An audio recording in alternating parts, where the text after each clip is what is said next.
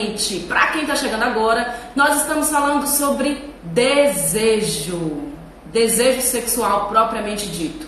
E eu estava perguntando para vocês se vocês teriam coragem de revelar o seu desejo mais promíscuo, aquele mais pervertido, aquele mais devasso. Respondam para mim aí quais são os seus desejos. Você sabe quais são os seus desejos?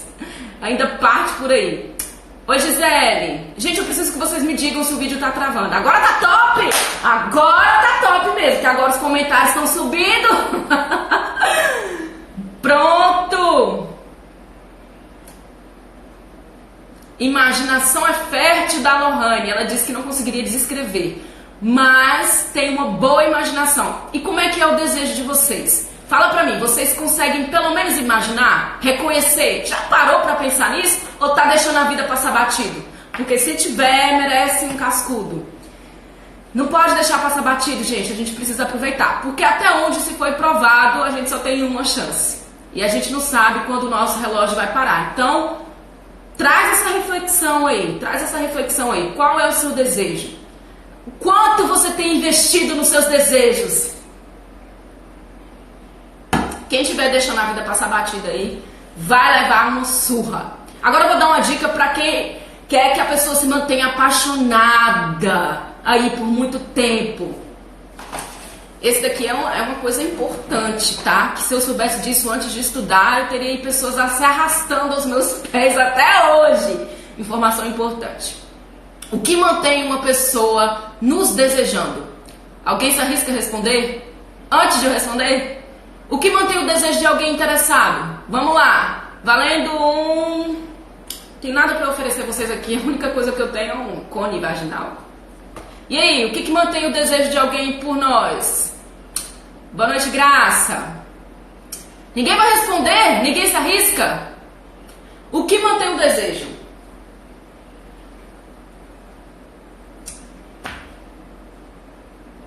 Estou esperando aí para ver se sobe alguma resposta.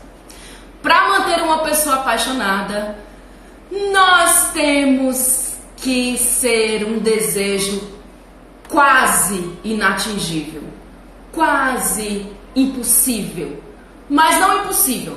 E é difícil falar sobre isso porque as pessoas sempre entendem errado. Não é fazer com doce, não é se fazer de difícil, não se trata disso. É ser alguém pela qual o outro tem interesse e que esse interesse se renova constantemente, pelo menos em prazos curtos. Então, o que mantém uma pessoa apaixonada é que você represente um desejo quase inatingível. Se você for um desejo impossível, vou explicar de novo, a pessoa desiste. E não é isso que a gente quer. O que mantém uma pessoa te desejando é a ideia, a fantasia, o conceito de que você é alguém quase inatingível. É isso que mantém as pessoas apaixonadas. Então, anota essa dica aí. Seu desejo por você mesmo. Exatamente. Isso daí é um princípio básico. Porque se eu não me desejo, por que o outro vai desejar? Princípios básicos, princípios básicos. Então, vamos lá. E como é que eu me desejo? Se eu for uma porcaria, eu vou me desejar? Não vou, né? Como é que eu me desejo? Investindo em mim. Antes de investir numa relação, antes de investir no outro, invista em si mesmo.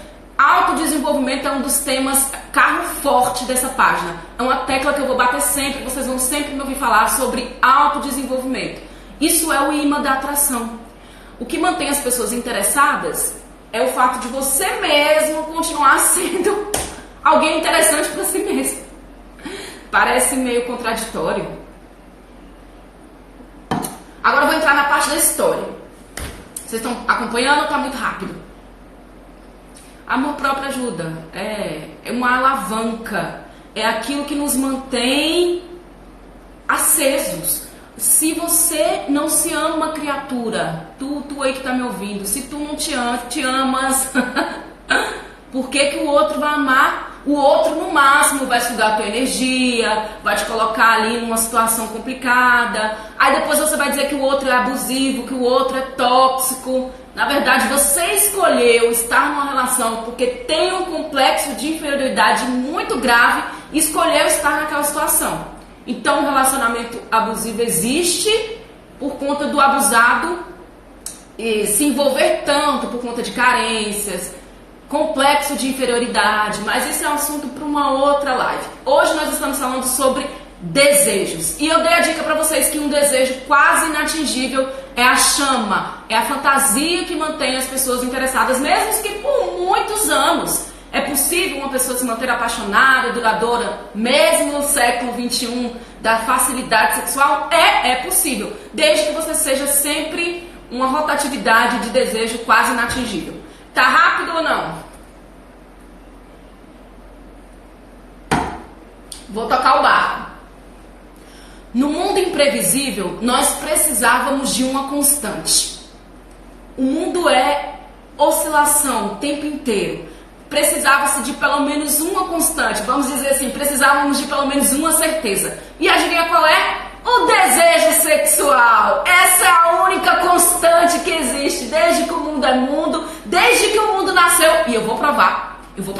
Desde que o mundo nasceu, o desejo sexual rege o mundo. É a única constante. As outras coisas podem passar, a moda passa, enfim.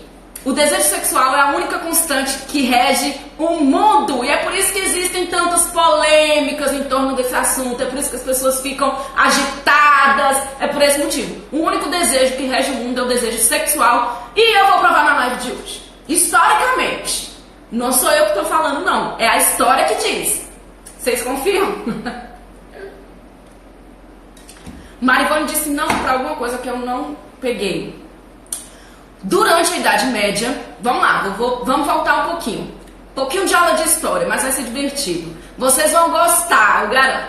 Durante a Idade Média, o desejo sexual era como se fosse... Era visto apenas como tentações da carne. Já ouviram essa expressão? A carne é fraca? Todo mundo já ouviu isso. E isso surgiu, ó, lá na Idade Média, onde tudo era associado ao pecado.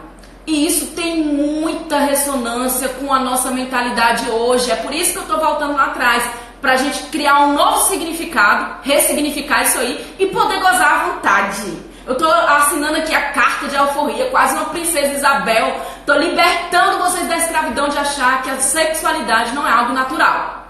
Vocês estão comigo ou não estão? Estão comigo ou não estão? Respondam. Ou então faz subir os corações aí pra eu saber que vocês estão aqui ou estão gostando. Vamos lá. Nosso desejo, ele é influenciado pela história. Por quê? Em que sentido que eu tô falando? Todos nós conhecemos a história de Adão e Eva. Correto? Todos nós conhecemos a história de Adão e Eva e como eles foram expulsos do paraíso. Tá todo mundo acompanhando?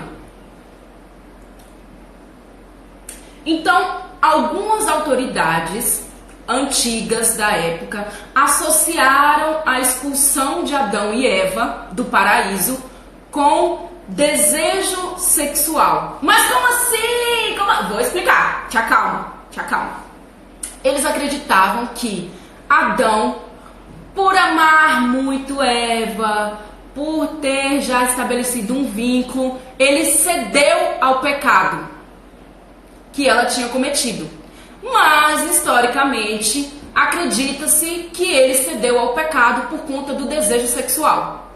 Porque ele tinha um desejo muito forte por Eva e ele não sabia o que aconteceria, ele temeu uma separação, ele ficou com medo de perder ali, né?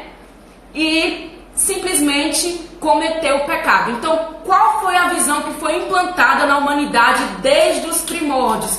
As autoridades da época associaram a ideia de expulsão do paraíso, pecado e desejo sexual. Então o que eles entendiam? Que porque Adão desejou Eva sexualmente e ficou com medo de perdê-la, ele cometeu o pecado e os dois foram expulsos do paraíso. Isso gerou uma consequência grave, o pecado, a dor, a angústia, a moléstia veio para o mundo por causa do desejo sexual. Isso, ó, pensamento antigo, nós estamos lá atrás. Quem está chegando aí agora, pelo amor de Deus, eu não estou associando desejo sexual ao pecado, não.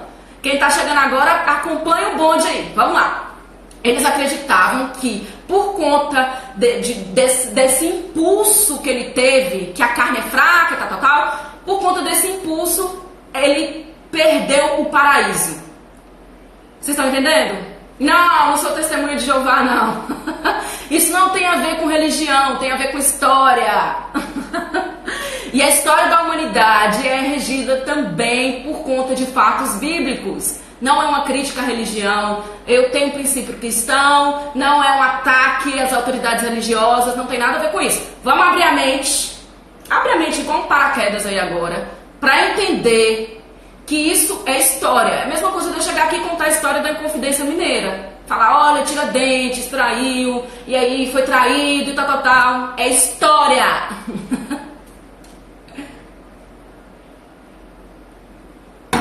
Vocês estão entendendo? Ou vocês estão fazendo uma associação negativa?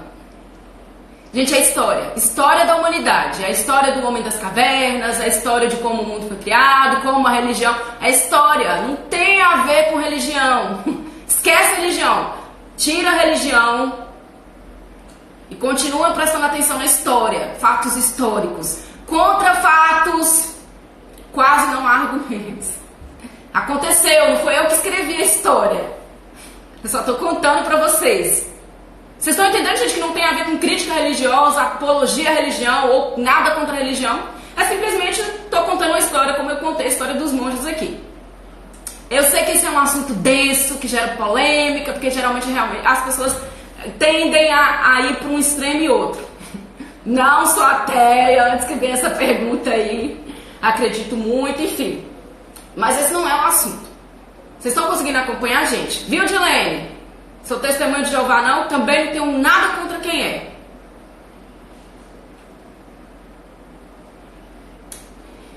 Então, historicamente, especialmente a mulher representava um símbolo de tentação. E até hoje, né? Vamos combinar que até hoje a mulher representa um símbolo de tentação. Só que existe aí uma ambiguidade. Ao mesmo tempo que a mulher representa um símbolo de tentação, ela é reprimida sexualmente. Por que será? Por que será que existe essa ambivalência, esses dois desejos? Primeiro, a mulher é fruto de desejo, tentação, pecado. Olha, faz o link aí, gente. Associa a ideia da mulher ao desejo. Vê se vocês conseguem associar. Prestem atenção nisso aí. E, ao mesmo tempo, a mulher sofre uma retaliação, é rechaçada. Vocês estão conseguindo perceber? Então existe aí uma ambivalência histórica, eu repito, histórica. Então, eles acreditavam que se a mulher tivesse que decidir entre a dor e o prazer, a mulher sempre ia tender para o lado do prazer, porque foi Eva que comeu o fruto. Então, vamos lá. Obrigada, Lani. Obrigada por esse comentário aí. Então, gente, não é uma crítica à religião, não. Estou contando uma história como se conta um folclore, como se fala de mitologia grega, que eu amo também, e vai ter sobre isso na live. Sim, Dilene. Estão entendendo perfeitamente. Ai, que bom, que coisa boa. Então tá, vamos continuar. Então, a ênfase dada anteriormente, desde a Idade Média, pronto, estou falando de Idade Média, desde a antiguidade, a ênfase dada ao ato sexual e à mulher é uma ênfase negativa, porque eles associaram a ideia de expulsão do paraíso. Então, se eu continuar praticando o ato sexual, eu não vou alcançar o céu. Então, era essa a ideia que era passada. E não adianta a gente discutir aqui o sexo dos anjos, que a gente não vai chegar a lugar nenhum, porque essa é a história. Então, vamos lá. Vamos partir agora para um assunto mais delicado, para o órgão genital da mulher. A vagina. Ai, desculpa, mas eu adoro. Vagina. Repitam aí comigo. Faz esse mantra. Eu acho que reprimiram tanto que agora a gente quer extravasar, né? Eu, enquanto mulher, então, é que eu quero extravasar mesmo. Então, vou entrar nesse assunto delicado. Tem homem na live? Se tiver, se manifesta agora. Vamos lá. O homem tem um medo arcaico desde os primórdios. Medo mesmo, tá, gente? É medo do órgão sexual feminino, em particular. No mais recôndito do ser, mesmo aqueles que neguem, tem homem na live? Eles têm medo. Um medo incutido um medo que foi construído, um medo secreto do órgão sexual feminino. Acreditem se quiser, adoro, vagina!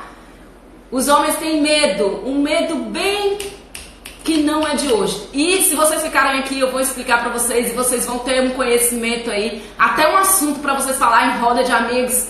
É muito bom a gente ter inteligência pra conversar com as pessoas e falar sobre sexualidade, não só sobre os órgãos em si. É uma visão muito rasa, então a gente tem que ter um conhecimento intelectual. Vocês vão gostar, vocês vão gostar. Então é isso. Vamos partir aqui do princípio do medo. Agora, por que eles têm medo? Por que eles têm medo? Vamos lá, vou explicar pra vocês agora. A ambivalência. Ambivalência é o seguinte, são duas ideias sobre o mesmo conceito e duas ideias opostas. Então os homens têm duas ideias opostas sobre a mulher. Primeiro, a ideia do desejo forte, sexual, aquele desejo alvoroçador, e a segunda ideia é a ideia do medo. O medo historicamente construído, e é o medo da castração, acreditem. Mas eu vou esclarecer o conceito, tá? Por quê? A mãe capaz de proteger, eles têm a visão, né? Porque todo homem, a progenitora foi a mãe. Então, desde a infância, eles cuidados pela mãe, eles têm a ideia da proteção, a ideia divina da mãe.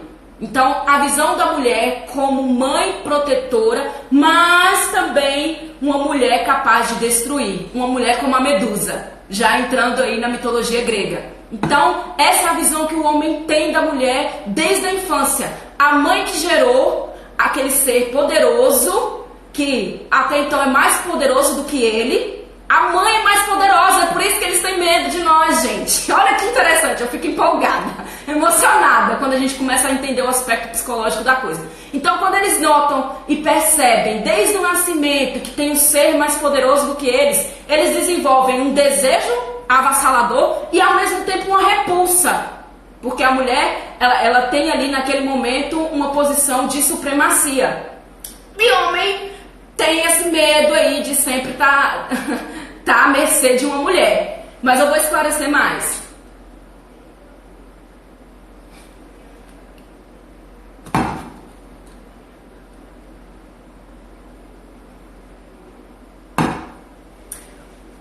Tá, eu vou ler os comentários daqui a pouco, senão eu perco aqui o fio da meada, o raciocínio. Bom, as mulheres não só eram criaturas perigosas, como os homens também realizavam associações confusas sobre o órgão sexual feminino. O que é uma associação confusa? Eles começam a fazer comparações feitas desde a infância. Agora eu vou puxar para Freud. Ainda estamos na Idade Média, mas eu vou puxar uma ideia freudiana. Freud criou uma teoria de que a menina, quando vê o menino criança, estamos falando de crianças, vê o menino peladinho e o menino quando vê a menina pelada. Qual que é a visão da menina sobre o menino? Ela olha pra ela e sente que tá faltando alguma coisa, porque ela vê no homem lá o piruzinho, né? Então ela sente que tá faltando alguma coisa, mas ela fica na expectativa de que aquele órgão vai crescer. O homem, quando vê a mulher, ele imagina que ela tinha um piu-piu ali e ele foi tirado, castrado, e é daí que nasce também o medo. E aí tem uma teoria meio boba de que a mulher tem inveja do homem porque o homem tem o piu-piu e ela fica ali na expectativa até a vida adulta de que aquilo vai crescer. Mas isso é balela, tá? Essa parte aí vocês cortam. Mas essa visão da criança é real. Quando ele olha pra menina, ele pensa, ela foi castrada, pode acontecer comigo. É assim que ele pensa. Inconscientemente, tá, gente? É criança, mas o nosso inconsciente trabalha desde que a gente nasceu. Então, e a menina pensa, eu não tenho, mas pode ser que ainda vai nascer. Vocês estão conseguindo acompanhar? Freud, né? À toa que Freud é meu pai. Então, existem muitas histórias, até na própria mitologia grega, que associam a mulher como devoradora, como um ser assim que vai castrar o homem se ele colocar o órgão dentro da cavidade. Então, já por aí vocês entendem que o conflito não é só feminino. A mulher tem um conflito porque ela foi reprimida. E o homem também tem conflitos, porque foi construído essa imagem de que a mulher era um ser demonizado, era algo ruim, mal, ela era responsável pelo pecado ter entrado na terra. Então o homem vive o conflito da dualidade. Mulher, desejo, mais repulsa. Então imagine o conflito que fica na mente deles também. Então a gente tem sempre essa ideia da mulher estigmatizada, da mulher vítima, a mulher isso, a mulher aquilo.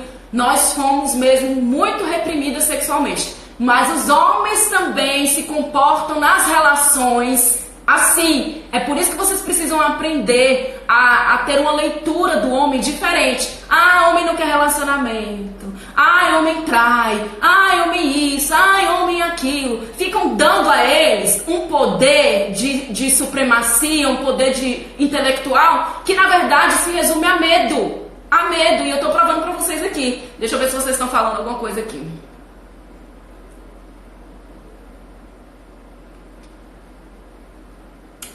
É importante a revolução dentro de nós mesmas, é verdade. E eu acho principalmente que a mulher não tem que se igualar ao homem. Eu sou contra isso. Eu sou muito a favor do movimento de preservação da mulher, mas eu sou a favor do movimento do feminino, a polaridade feminina. Nós temos várias particularidades, coisas individuais que são próprias da mulher. Quando eu tento me igualar ao homem, serão dois homens, serão dois cérebros masculinos, serão dois seres com características masculinas. Então essa vertente de tentar igualar a mulher no sentido de gênero, eu não concordo.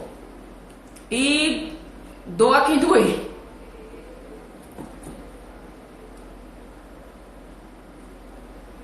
As mudanças têm que ocorrer dentro de nós e dentro da nossa mentalidade. A sociedade vai mudar quando a mentalidade das mulheres mudar. Fechou? Tô adorando os comentários de vocês. Continua aí que o assunto tá muito bom. Então, tocar na mulher, introduzir no orifício, foi traduzido como algo, além de pecaminoso, perigoso. Imagine a repressão também sofrida pelos homens nesse sentido. É por isso que eles se comportam na relação de forma diferente da mulher. A mulher, ela tem, teoricamente, tá, gente? Falando de uma forma bem generalizada, de uma forma bem genérica. A mulher tem a tendência ao apego, ao carinho, tem essa tendência. O homem se mostra mais reticente. E eu tô falando, de novo, de forma geral e genérica. É claro que existem várias variáveis nessa equação aí. Então, para imaginação masculina, existia ali um mistério. O ventre escondido transforma-se assim, num símbolo de fertilidade, mas também de sangue e perigo. Principalmente porque a gente sangra. Então é um mistério para eles. Falamos sobre o ciclo feminino essa semana. É um mistério para eles. Como um ser que é fértil, nós temos a possibilidade de ser férteis, sangramos e vivemos. Então, todas essas características imprimem na mentalidade do homem um certo medo, um receio. E é por isso que eles se comportam de forma mais reservada. Fabi, bem-vinda. Hoje eu comecei 8h30, mas acho que vocês gostam mais do horário de 9 mesmo. Então a vagina era fonte de grande ansiedade. A vagina. Isso você percebe no adolescente, né? O menino saindo ali da pré-adolescência, entrando na adolescência, começa a ansiedade, a fase da puberdade, os hormônios ajudam bastante, começa a virar uma loucura no corpo. Então a vagina sempre foi um objeto de desejo, de medo e uma associação ao pecado. Então, o ser poderoso. Então, depois de tudo isso que eu falei, toda essa introdução era só para dizer que a estratégia era óbvia. É claro que um ser tão poderoso teria que ser controlado, reprimido, rechaçado. É claro que um ser que imprimia tanta intimidação teria que encontrar alguma forma de ser, como é que eu posso dizer, estigmatizado mesmo.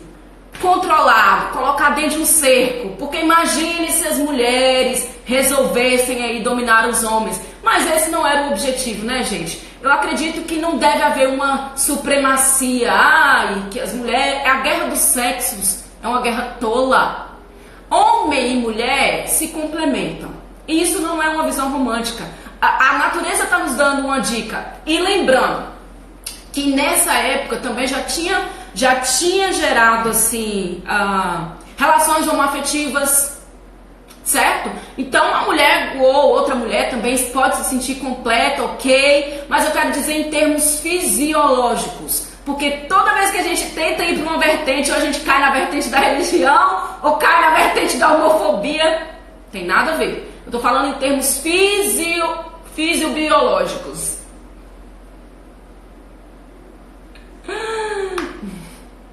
Vagina.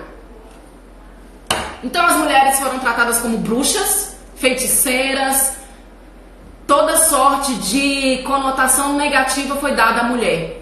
Justamente porque a única forma de controlar esse ser seria desmerecendo, seria colocando abaixo. Vocês entendem? Então todo esse preâmbulo aí foi para dizer que a estratégia encontrada para controlar o ser poderoso, o ser fértil, o ser que sangra, o ser que tem ali a possibilidade de abocanhar o seu pênis, a única forma que eles encontraram era tentar transformar a mulher num ser fraco, impotente, e tudo isso porque eles temiam perder o pênis. Acreditem se quiser.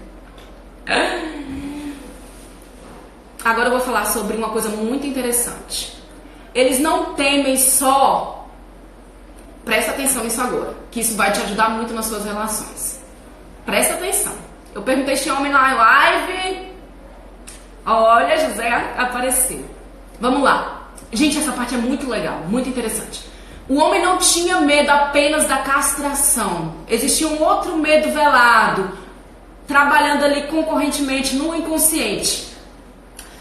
Tem esse medo de ser aniquilado, de ser castrado, podado, o medo de perder o pênis ao enfiar nesse orifício, porque essa era a ideia passada, essa era a ideia transmitida pelas autoridades da época, que tinham a necessidade de controlar os desejos sexuais, controlar os homens para que eles não ficassem submissos às mulheres, subservientes. Então existia esse terrorismo castratório, tá? E tem uma teoria do retorno ao ventre, que significa, os homens, eles frequentemente têm medo de ficar dependente emocionalmente da mulher. É isso aí. Por quê? Vocês lembram que eu falei lá no início que o primeiro contato que eles têm com a mulher é com a mãe? Vocês acompanharam essa parte? Então, o medo do retorno ao ventre é justamente pela afetividade que normalmente a mulher tem, e isso remete a eles à lembrança da mãe, e eles têm medo do retorno ao ventre por se tornarem ali crianças indefesas. Então, olha a complexidade da coisa, como é interessante. Então, essa ideia do retorno ao ventre nada mais é como se eles fossem feitos de crianças indefesas novamente. Porque a ideia de proximidade, afeto, tudo isso remete à mãe. E a mãe era quem? O ser todo-poderoso a qual eles tinham que obedecer. Entenderam? Ao mesmo tempo que a mãe dava afeto, a mãe era um ser superior. Então é por isso que muitas vezes eles fogem da relação. Medo da teoria do retorno ao ventre. É ou não é interessante essa parte? Vou esperar vocês responderem.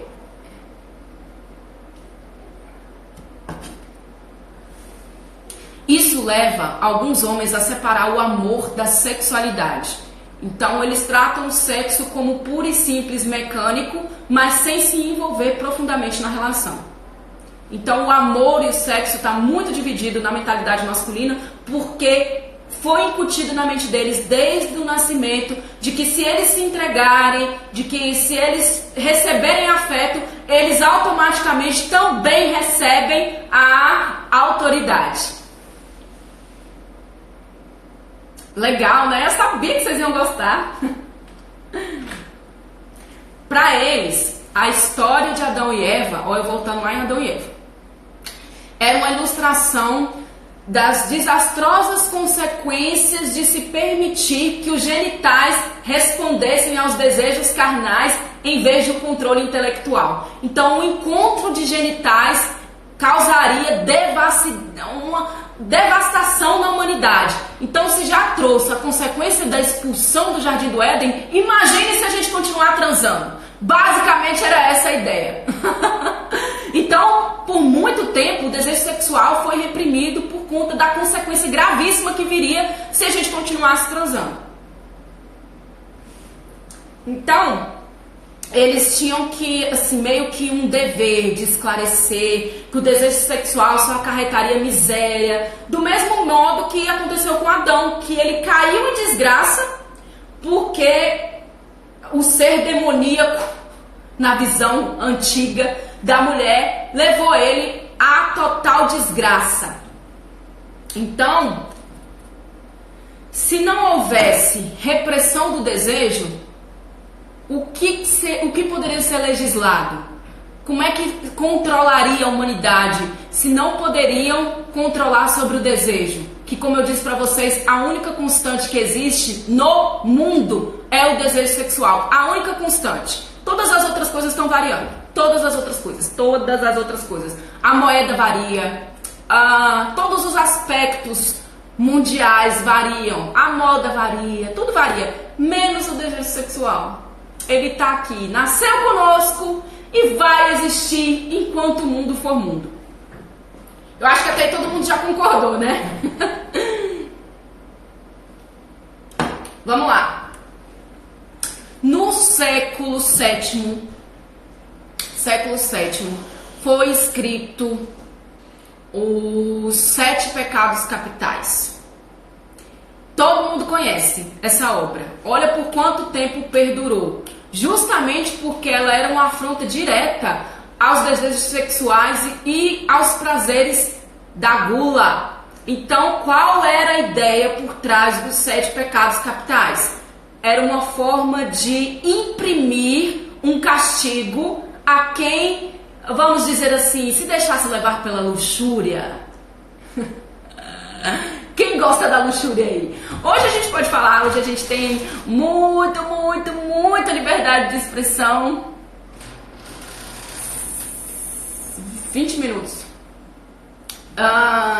Então, para cortar os desejos sobre a luxúria, os vícios sobre o desejo sexual, foram criados, foi escrito aí um tratado dos 7 pecados capitais, que eu acredito que todo mundo conhece, né? Todo mundo sabe aí quais são. Hoje, mais especificamente, falaremos sobre a luxúria. Bom, a afirmação que vigorava na época é que o ato sexual era único e exclusivamente para a perpetuação da espécie. Então, era único e exclusivo para a reprodução. E essa ideia de reprodução perdurou muito tempo. E isso não é uma cultura que se desfaz em 20 anos. Não é. Algo que foi passado de geração em geração. Isso só agrava a nossa mentalidade. E por isso que a mulher que foi tão demonizada, que era um ser que tinha que ser assexuado, um ser que não poderia ter tesão, não poderia ter desejo. É por esse motivo, essa carga histórica que foi imprimida na tua mente, desde que tu nasceu, a não se importar em ter desejo. Se não tem prazer, quantas mulheres eu conheço, quantas, que não tem prazer? Ok. Gente, como assim ok? O desejo sexual é a energia vital da vida. É ele que nos impulsiona, como eu disse, é a única constante que existe. E se você se privar da única constante que existe, qual vai ser a sua libido? Qual vai ser a sua energia de vida? Então, o que as pessoas não entendiam nessa época é que o sexo não era puro e simples físico. Existe todo um aparato psicológico por trás disso. E vamos lá, vou terminar aqui a parte da luxúria. Então, era visto como um pecado capital que fazia as pessoas verem os outros como um meio egoísta de satisfazer os próprios desejos. E para podar isso, eles colocaram o ato sexual apenas como fator reprodutório. Oi, Ana. Então, qual era o objetivo? Era assegurar que as vidas das pessoas fossem governadas por regras ditadas pelas autoridades. Então, esses 7 pecados foram denominados capitais porque as pessoas acreditavam que eles seriam capazes de causar um grande malefício à alma. Vocês estão conseguindo acompanhar aí, gente?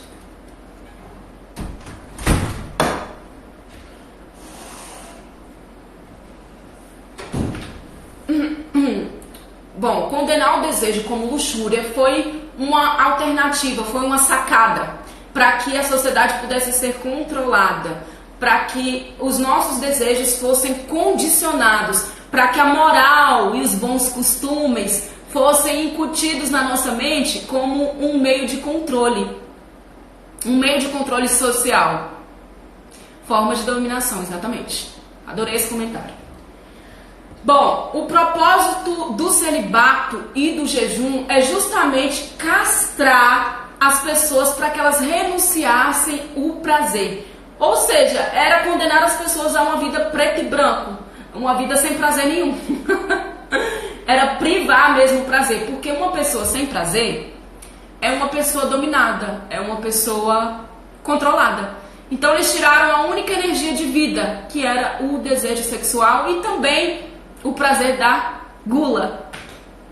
Vamos lá. Então eles se recusavam a admitir que os seres humanos eram algo além da soma de suas partes físicas.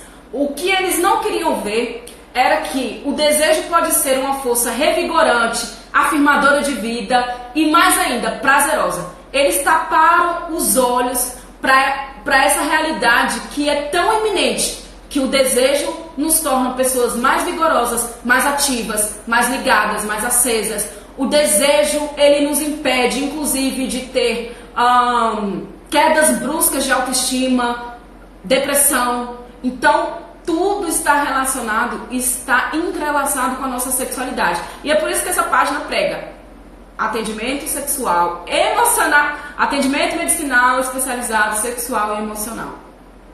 Porque o nosso emocional está muito relacionado com a nossa energia de vida e a nossa energia sexual. Claro que existe controle, Lohane. É por isso que nós estamos aqui para quebrar esses padrões, para que eu limpe a mente de vocês para um senso crítico de que, por que eu não gozo? Será que o problema está comigo? Eu acho que eu não sou normal. Eu escuto isso constantemente e é isso que me imprime o meu desejo de dizer para as pessoas, não tem um problema contigo, não tem problema contigo, o problema não é contigo. Então toda vez que eu faço isso, que eu ouço alguém dizer, olha, hoje eu gozo, hoje eu sou feliz, hoje eu tenho muito desejo, muita libido, graças às suas palavras. Isso me satisfaz, é uma coisa que me deixa muito feliz e é muito gratificante. É por isso que eu adoro vir aqui no Instagram, dar essas aulas gratuitas, porque o que eu recebo de volta é saber que as pessoas estão vivendo mesmo, não tá nessa onda aí de castração do próprio desejo.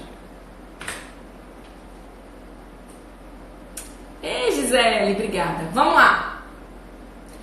Então, para resumir a história, que eu já falei demais, vocês são guerreiros, que vocês escutaram aí a metralhadora. Depois de toda essa ideia que foi construída de que quem tem desejo não vai poder ascender ao céu, quem tem desejo é uma pessoa pecaminosa, é uma pessoa suja. E se vocês repararem bem, eu vou falar bem baixinho essa parte agora. Até hoje, uma pessoa que é espírito livre, ela é vista na sociedade como alguém sujo, como alguém promíscuo, simplesmente por declarar abertamente os seus desejos. É verdade ou mentira isso? Falem aí nos comentários, é verdade ou mentira? Todas as pessoas que são mais livres sexualmente, que demonstram, que falam disso com maior naturalidade, elas são demonizadas, são acusadas de puta, ou tarado, ou isso ou aquilo. Eu tô falando do desejo normal, tá? Eu não tô falando das disfunções emocionais e psicológicas, das patologias, das doenças. Eu não tô falando disso. Eu tô falando do desejo normal. O simples falar. Chega numa roda do amigo e começa a falar aí dos seus desejos sexuais como se você estivesse falando da série que você assistiu ou do futebol. Todo mundo vai olhar pra tua cara e vai falar, ixi, olha aí, ixi. Eu sempre fui muito livre. E eu não sei de onde que veio essa liberdade. Eu não sei dizer pra vocês. Em termos de falar sobre sexualidade. Vocês podem ver, um dos primeiros vídeos da página era ensinando a fazer uma massagem tântrica. Porque pra mim é muito natural. É muito bom passar o conhecimento. Então eu associei a minha liberdade com o meu gosto de passar o conhecimento. Pra mim sempre foi natural. Sabe qual foi o apelido que eu recebi dos meus amigos? Como todo mundo sabe aí, eu acho que a essa altura todo mundo sabe, meu nome é Débora e meu apelido é Debs. Né? As pessoas me chamam muito de Debs. E aí eles associaram Tara Debs. E ó, eu nem trabalhava com isso ainda. Meu apelido se tornou Tara Debs, porque eu sempre fui livre e sempre falei de sexualidade. O apelido não me incomodou, mas olha, presta atenção, se até hoje as pessoas não são demonizadas se elas falarem de sexualidade naturalmente. Eu comecei sendo chamada de Tara Debs. E eu até gosto desse apelido. O meu espírito é muito livre. E eu quero passar um pouco da minha liberdade para vocês. Bom, depois de toda essa desgraça que foi feita com a nossa sexualidade, ela foi jogada no chão, surrada. Chegou uma geração de homens e mulheres que mudaram essa história. Eles ressignificaram a ideia da sexualidade. E eu vou ter que ler aqui o nome de alguns deles porque são nomes meio complicados. Vamos lá.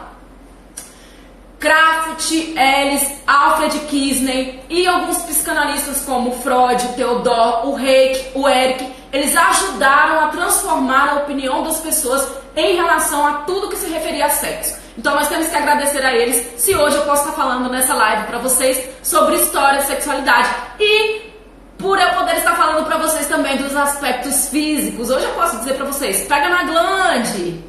Mesmo que algumas pessoas ficam mais reprimidas, tudo bem se eu falar, pega no clítoris, vamos achar o clítoris. As pessoas podem até ter vergonha, mas hoje eu tenho a liberdade de falar justamente porque esses caras e essas mulheres fizeram essa transformação. Todo mundo fala da revolução industrial, deveriam falar da revolução sexual também. Só que o que foi pregado é que não era meramente uma atividade física e genital. Eles reconheceram a dinâmica psicológica, que é uma dinâmica que eu adoro também, a dinâmica psicológica associada à nossa sexualidade. Mais importante ainda, eles ajudaram as pessoas a ver que a sexualidade deveria ser encarada como parte normal da experiência humana. Então eu me sinto assim, bem lá na unha do dedinho mindinho dessas pessoas, porque eu também faço parte desse grupo que rema contra a maré aí, que tem essa visão que é ajudar as pessoas a ver a sexualidade como algo não só natural, como inerente e intrínseco à vida. Bom, essa coisa que foi criada era tão grave que na época existiam comentários como, por exemplo, que Deus criou o abdômen, o torso, a cabeça, o braço, as pernas e o diabo colocou os genitais na mistura. Agora vocês imaginam como que as pessoas nessa época eram, como é que eu posso dizer, abusadas psicologicamente, porque tinha um desejo que é nosso, intrínseco, natural, como eu falei no início da live. Todo mundo tem um desejo aí, todo mundo tem. Só que imagine você receber na mente todo dia, isso é demoníaco, isso vai te fazer entrar em miséria, vai te fazer entrar em desgraça. Aí você tem que concorrer com o seu desejo, com o seu impulso, aquilo que está gravado no seu gene, contra uma repressão da sociedade. Agora vocês imaginem, e isso é muito mais sentido pelas mulheres, porque a gente tem desejo, a gente tem tesão, a gente tem vontade. Tem vergonha de falar pro parceiro que tem vontade, porque tem muita mulher que tem vergonha. Ai, muita mulher que tem vergonha. Então a gente tem todo um vulcão adormecido aqui dentro. E quando eu falo adormecido, eu tô falando adormecido fisicamente também. O nosso corpo não reconhece o toque do prazer porque a gente não se toca. Então, toda essa visão que foi preparada, nós fomos projetados para nos reconhecer enquanto seres humanos miseráveis. Isso em todos os sentidos, no sentido da autoestima também. Tudo que nós somos programados para ser é negativo. Quem luta contra isso, a subida, ela é muito mais difícil. Te derrubar, te jogar no chão, te fazer se sentir péssimo é muito mais fácil. Tem um monte de gente para fazer isso. Então a área da sexualidade também é atacada, porque é a energia de vida. É por isso que ela é atacada.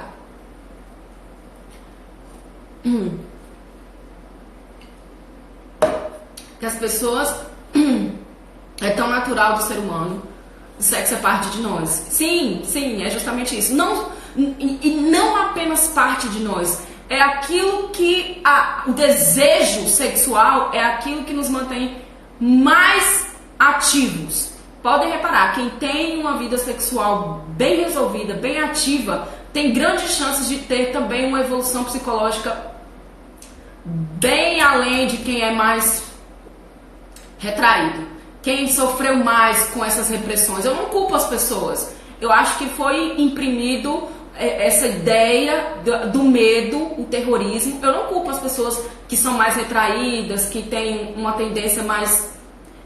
não estou preparado para ouvir. Eu não culpo essas pessoas, porque eu sei que o processo de demonização da sexualidade foi muito forte. Hoje eu estou falando aqui de forma simplória na live, de uma forma didática, mas a coisa é bem mais complexa do que isso, tá? Então, é uma luta que foi travada entre o modo como os genes programaram, como eu disse para vocês, nós temos uma programação genética para desejar, não adianta, tá no teu gene. E é uma luta contra o que está impresso no nosso gene, com uma repressão da sociedade para que o desejo sexual não fosse materializado. Jaine, o assunto de hoje é desejo sexual reprimido, a psicologia que rege o desejo, história. Hoje nós falamos sobre vários assuntos, eu já estou quase finalizando. Bom, a sexualidade ela só ganhou uma atenção a mais a partir dos anos 60, com a legalização das pílulas para controle de natalidade, o que conferiu às mulheres um maior controle sobre o seu corpo. É claro que a luta a partir de aí ainda perdura até hoje. A gente sabe, a gente sofre. A gente sofre feminicídio, abuso, preconceito, taxações de homens e das próprias mulheres. Por quê? Porque as mulheres estão acostumadas a serem reprimidas, rechaçadas historicamente. Então elas imprimem contra as outras essa agressividade também. Então nós somos tolhidas durante muito tempo. E depois, a partir dos anos 60, a gente pelo menos, adquiriu o desejo de transar e não engravidar, né? Que já foi um avanço, vamos combinar. Bom, agora no século XXI, o que é o sexo no século XXI, hein, gente? Eu falei lá, historicamente, do quanto as pessoas eram reprimidas, mas no século XXI existe um outro extremo, que é o extremo do sexo fácil. O extremo do sexo fácil é... Praticamente, o sexo hoje não tem muito a ver com reprodução, com uma necessidade biológica de procriar e permanecer na espécie. O sexo hoje ele tem uma conotação muito mais, eu diria, simplória e esporádica. As pessoas não estão preocupadas com o próprio prazer, mas elas praticam mecanicamente o sexo como se fosse uma necessidade. Então, qual que é a diferença? É que antes tudo era proibido, tudo era drasticamente controlado. Nós fomos tolhidos sexualmente para sermos controlados, para ser aceitável viver em sociedade. E agora a gente vive um outro extremo da coisa, que é o extremo da facilidade, de relações efêmeras, relações que não têm durabilidade, sexo de uma noite, e isso dá uma outra live, uma live inteira, sobre as facilidades e o quanto o sexo se tornou algo simplório. E o corpo se transformou numa área de recreação. Isso não tem que ser necessariamente ruim, desde que a gente não perca a associação do sexo com o sentimento. Porque quando ele vira uma coisa, um fim em si mesmo, ele perde um pouco do sentido. Você faz o sexo, aí chega num patamar que ele se torna uma coisa tão comum e corriqueira que não gera uma transmutação energética mais. Então, não é que o nosso corpo não pode ser um playground. Claro que pode, deve ser, mas a gente não pode tratar o sexo como uma coisa tão simplória. Pelo menos essa é uma visão minha. Agora eu já estou imprimindo na live as minhas opiniões. Eu falei boa parte historicamente, eu falei de teorias psicanalíticas e psicológicas, mas agora uma visão de Débora mesmo. Quando a gente trata o sexo como uma coisa tão banal, ele perde um pouco do brilho, perde um pouco dessa coisa energética mesmo, eu diria. Essa troca energética que acontece no sexo. Porque quando a gente tem uma relação com alguém, a gente está entrando em contato com tudo que a pessoa já entrou em contato. E eu até falei num vídeo sobre DST, eu falei sobre isso. Mas quando eu digo que... Vou falar bem pertinho de vocês agora, eu vou aproveitar que tem pouquinha gente aqui agora. Gente, quando a gente entra em contato com a energia de alguém, a gente carrega aquilo. E quando eu falo que você vai entrar em contato com tudo que a outra pessoa já entrou em contato, eu falo em níveis energéticos também. E tem muita gente que não acredita nisso, tal, eu respeito. Mas você pode reparar na sua carga energética depois que você transa com uma pessoa bem turbulenta. Você vai passar aí dias com aquela confusão mental e às vezes não sabe nem a origem daquilo. Então, quando eu falei lá no vídeo sobre STs, eu não estava falando só sobre os aspectos físicos da coisa. Então, o sexo não é para ser tratado de uma forma banalizada, de uma forma qualquer. Ele é para ser uma coisa bonita mesmo, um encontro de energias. E aí, por isso que eu falei que o aspecto psicológico tá referente a tudo na nossa vida, porque não adianta a gente ficar praticando e se tornar uma coisa mecânica para reprodução, como foi pregado antigamente, como a gente estudou hoje na aula. Então, o roteiro sexual para aquilo que se passa entre um homem e uma mulher também mudou, né? Houve um acréscimo de novos roteiros. Agora a gente passa de por exemplo, posições básicas como papai e mamãe, não que não seja gostoso, mas tudo foi modificado. Agora utilizem a mudança a favor de vocês. Utilizem as mudanças de uma forma mais positiva. Não exagera na dose.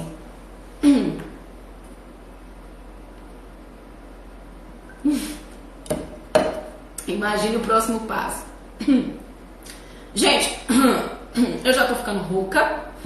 Hoje eu falei demais. Hoje eu barulhei no ouvido de vocês. Mas para terminar, eu vou dizer o seguinte: talvez o preço que nós pagamos pelo sexo fácil corresponda à nossa capacidade de amar de maneira profunda. Então, por que a gente não goza? Porque o assunto dessa semana será orgasmo, e por isso que eu comecei com a parte psicológica da coisa. Porque se nós tratarmos o sexo como algo banal, ele vai se tornar um mecanismo, digamos assim, algo fútil. É essa a verdade, eu acredito que não é a melhor palavra, mas se torna algo bem banal e no final das contas não dá o retorno tão benéfico, energético que é para dar. Então, todas as vezes que a gente tem um sexo fácil, ele se torna um sexo difícil. Porque se não há troca energética, não há um orgasmo intenso, puro, fiel e simples, como é para acontecer. Vocês conseguiram pegar essa parte ou eu embolei demais? Vocês querem que eu repita? O sexo fácil se tornou um sexo difícil. Um sexo que deixa o orgasmo mais complicado. Porque o orgasmo tem raízes emocionais. Olha que coisa linda! O sexo acontece entre os genitais, mas a raiz, aquilo que faz a gente... Você pode fazer o sexo quanto você quiser. Se você não tiver resolvido emocionalmente, você não vai ter os benefícios reais dessa prática. Então, é um preço que se paga para ter esse benefício. Tudo nessa vida a gente tem que pagar um preço. Ei, Mário, boa noite.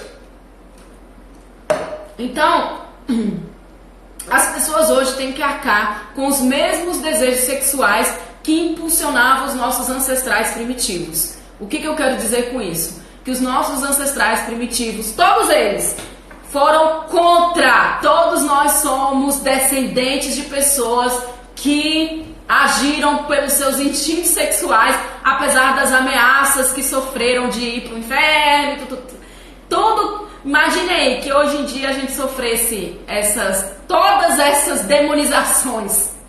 As pessoas foram ousadas, ultrapassaram esses medos e atenderam aos seus desejos. E hoje não pode ser diferente. Temos que atender aos nossos desejos com responsabilidade. Responsabilidade afetiva primeiro comigo mesma e depois responsabilidade afetiva com o outro.